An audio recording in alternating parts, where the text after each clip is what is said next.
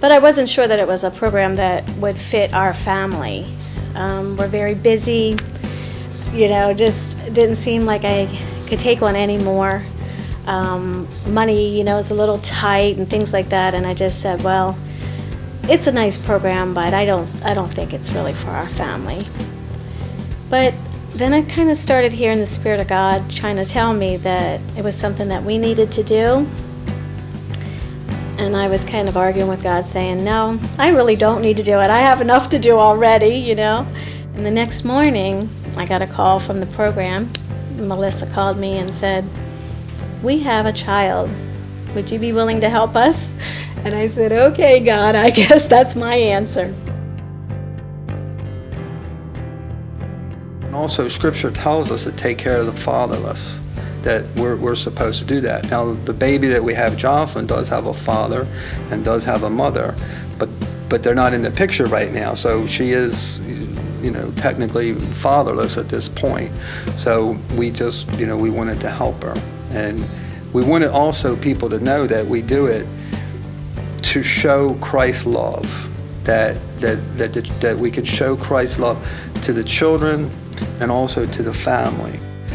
We, after we got Jocelyn, her mother is incarcerated, and so was able to correspond with her through email, which was really good. And I was able to share scripture verses with her. I was able to share the gospel with her. We sent her a Bible, which she was very open to and very appreciative of. It was tough bringing another kid into the house. It was a whole change to our routine, but it's been a blessing. Drew is a typical 12-year-old boy with no consistent, training, rules, consequences to his actions. So that all had to flow into our family. We laid down some ground rules. We talked to him about what he was used to and how he did things in his days, and he just kind of melded in with our family. The experience is kind of cool to me because I get to, but my main thing is that, I thought about it, it's like I get to lead somebody to Christ, okay? That's number one. Number two is that you're helping out a child, and although we haven't done it yet, quite possibly when Drew's mother, the child we're taking care of, gets out of jail, we can walk alongside her and help her out.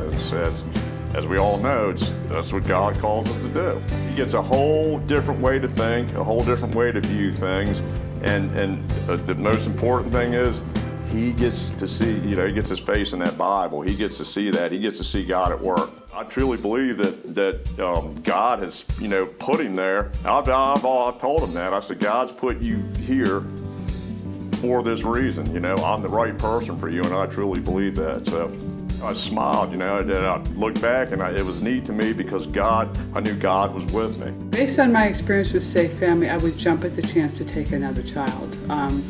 Drew's been with us. He'll be with us for a year.